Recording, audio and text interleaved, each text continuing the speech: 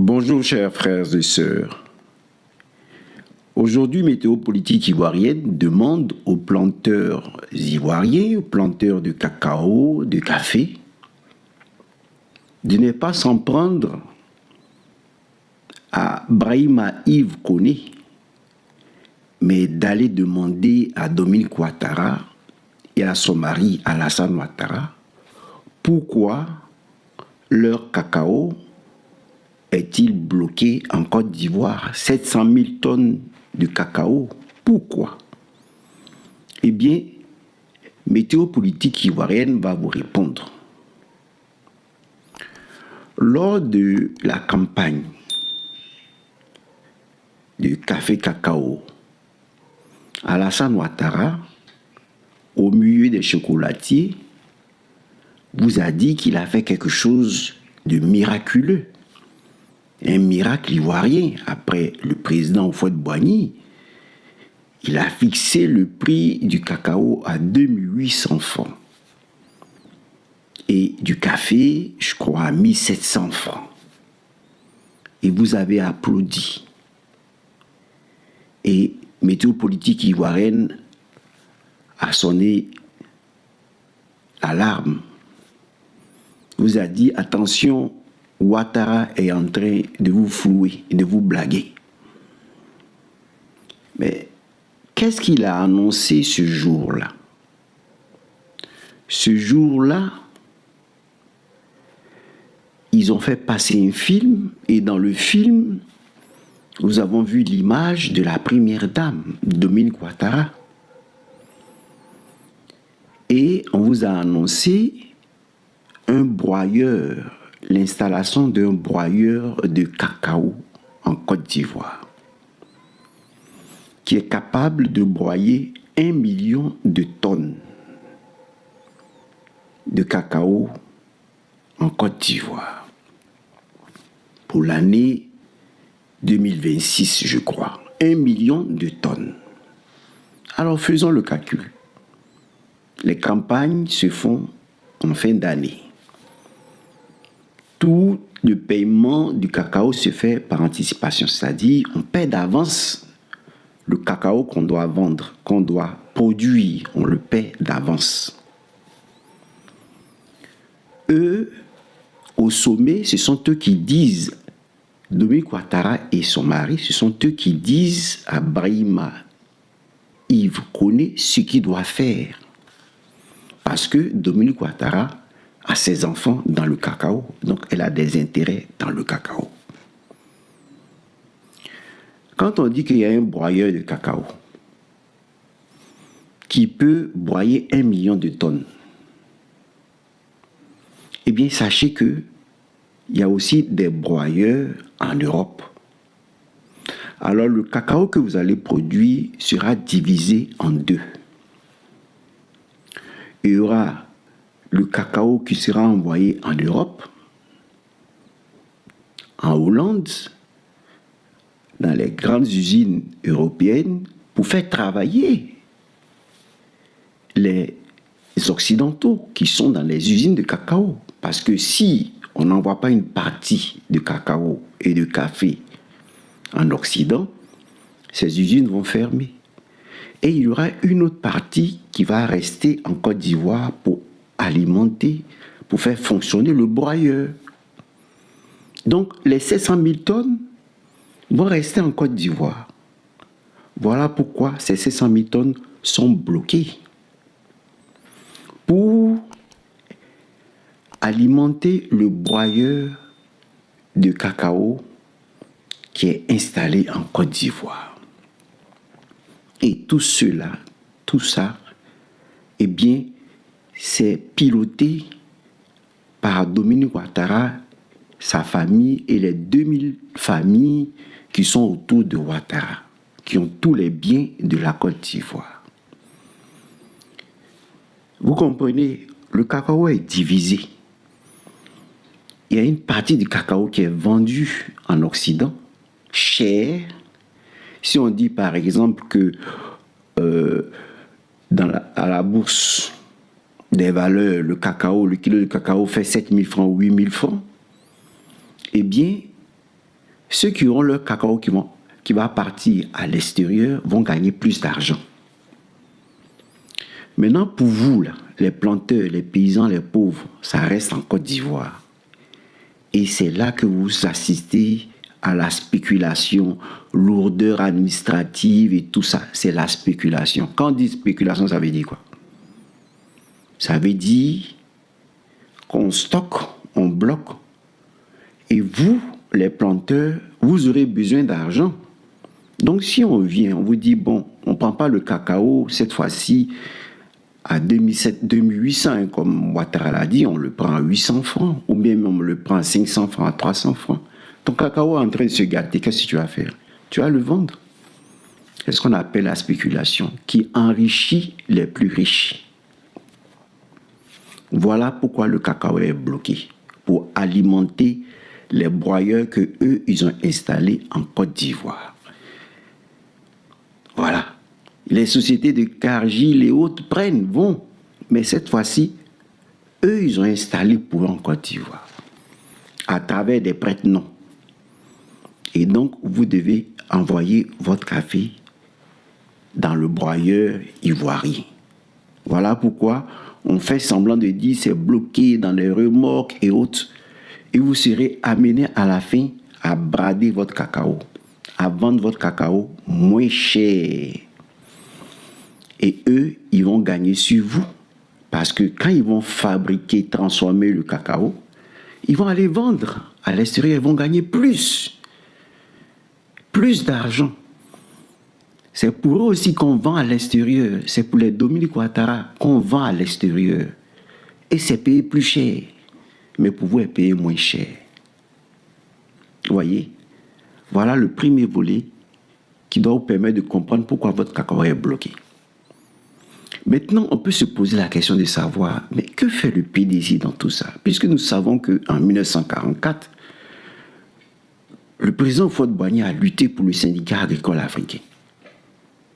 Mais qu'est-ce qui se passe? Kanga Kofi, Moussa Kone, de l'Anaprosi et du Synapsi, qu'est-ce qui se passe? Eh bien, il se passe que les riches du pays ont décidé de se partager les richesses du pays. C'était le PDCI qui parlait du cacao. Le président Gbagbo, quand il est arrivé, il a parlé d'accord gagnant-gagnant et autres. Mais le discours du cacao, on sait que c'est le président Houphouët-Boigny qui a fait la guerre du cacao parce qu'on achetait mal le cacao et on l'a vaincu dans cette guerre. C'est comme ça que Ouattara est venu. Et gérer la crise à cause du cacao qui était mal vendu. Mais il est venu, qu'est-ce qu'il a fait? Il a pris le cacao, il l'a donné à sa femme et à ses enfants et à sa famille. Et ce sont eux, aujourd'hui, qui s'enrichissent avec le cacao. Mais on se pose la question, le président du PDCI, RDA, Thiam, il dit quoi sur le cacao? On n'entend pas parler du cacao. On a entendu le président Houphouët parler du cacao. On a entendu le président Bédié parler des grands chantiers, les grands travaux de l'éléphant d'Afrique. Et donc du cacao. On l'a vu même aller en Chine chercher à transformer le cacao et autres. On a vu le président Laurent Gbagbo venir et dire « Je vous donne, vous, aux planteurs, la possibilité de gérer votre cacao. » pour vous enrichir vous-même. Mais est-ce que vous avez entendu Thiam parler de cacao? Non. Lui, quand il est venu, il a parlé de vaccin. Ça veut dire quoi? Ça veut dire que le cacao, il est dans les mains des Billon, des Dominique Ouattara et autres. Et maintenant, lui, il s'occupe des laboratoires. Vous voyez que Thiam vous a déjà lâché. Vous, les paysans qui dites, oui, c'est PDCI, c'est PDCI. Le président du PDCI dit, il est le premier président musulman. Ça veut dire que lui, il fait la politique de Ouattara. Donc ici, vous devez comprendre que l'affaire de cacao n'intéresse pas Thiam. Lui, il est dans ses histoires de laboratoire, de vaccins. Et voilà que le cacao, on est en train d'arracher le cacao de vos mains. On quand le président Laurent Gbagbo dit, moi, donnez-moi le pouvoir, je vais vous donner. C'est-à-dire, c'est vous les planteurs qui allez gérer votre cacao. Tous ces broyeurs-là, on vous dit, oui, maintenant, on transforme tout en Afrique. C'est faux. On transforme tout en Afrique. Mais qui transforme tout en Afrique? C'est toujours les Occidentaux, les Dominique Ouattara qui viennent, qui transforment et puis qui prennent l'argent qui s'en vont. Quand on dit la délocalisation, quand on dit on transforme en Afrique, ça veut dire que l'argent reste en Afrique et fait travailler les Ivoiriens, les Africains. Mais cet argent-là, ça vous fait travailler comment? Ça vous appauvrit. Pourquoi?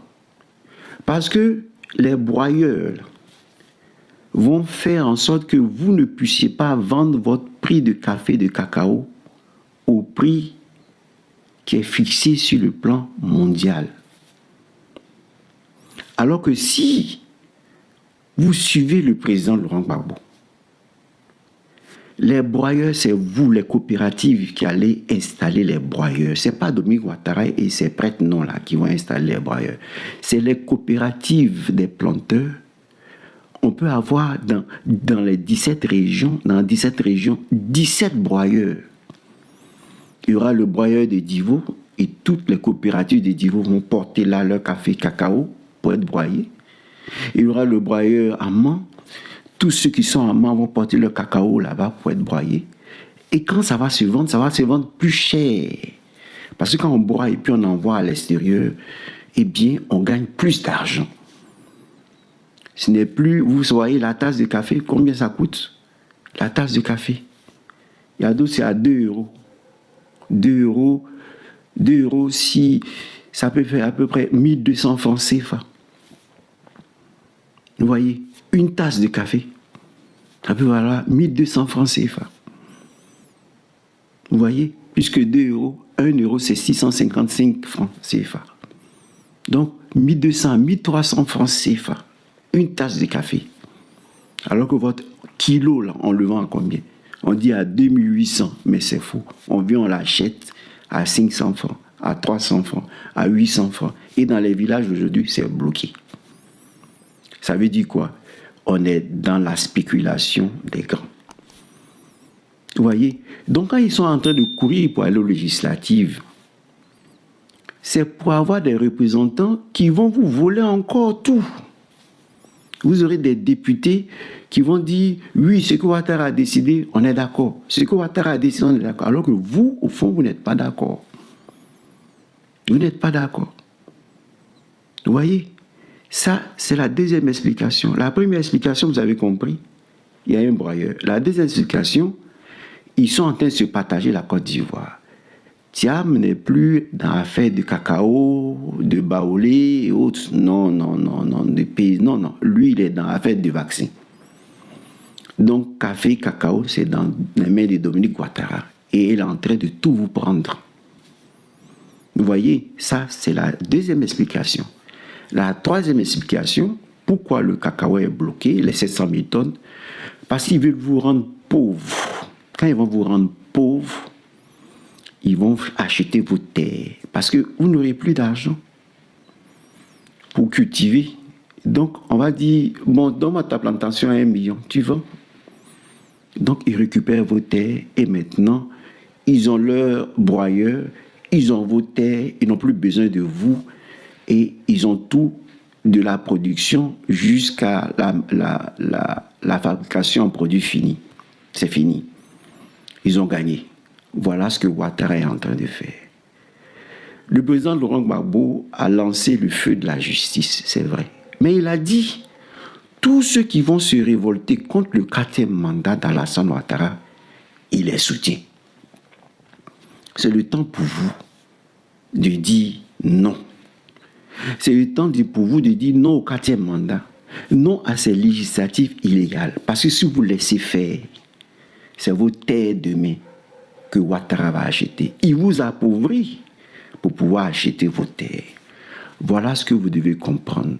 Donc le président Laurent Gbagbo fait son travail pour faire tomber Ouattara parce qu'il dit il est candidat contre le 4e mandat.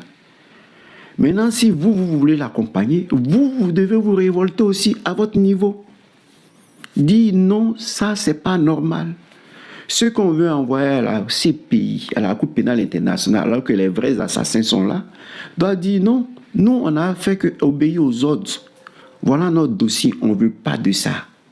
Voilà les vrais coupables, c'est Ouattara, voilà telle personne, les Compaoré, Blaise Compaoré qui sont cachés, voilà les encagoulés et autres. Eh bien, c'est ce que vous devez faire. Mais tout ça, vous devez le faire autour du président Laurent Gbagbo. Les femmes doivent se regrouper autour de Dominique Bessé pour pouvoir aussi lutter pour les femmes. Parce que si vos maris sont pauvres, les femmes sont pauvres, n'ont plus d'argent pour aller au marché, et les enfants sont pauvres, ils sont dans la rue. Voilà, donc ne pensez pas que l'affaire du 4e mandat est finie. Non, le 4e mandat n'est pas fini. Vous voulez prendre le pays en main, Planteur, c'est le moment de vous révolter pour dire non au 4e mandat, non à ces spéculations. Sinon, vous allez perdre vos terres à jamais. Voilà ce que Météo Politique Ivoirienne vous dit aujourd'hui. Merci et à la prochaine vidéo. C'était Info Afrique, votre source d'informations fiables sur l'actualité africaine. Si cette vidéo vous a plu, likez, partagez et abonnez-vous pour ne rien manquer. Activez la cloche pour rester informé en temps réel. L'Afrique s'informe, l'Afrique avance. À très bientôt sur Info Afrique.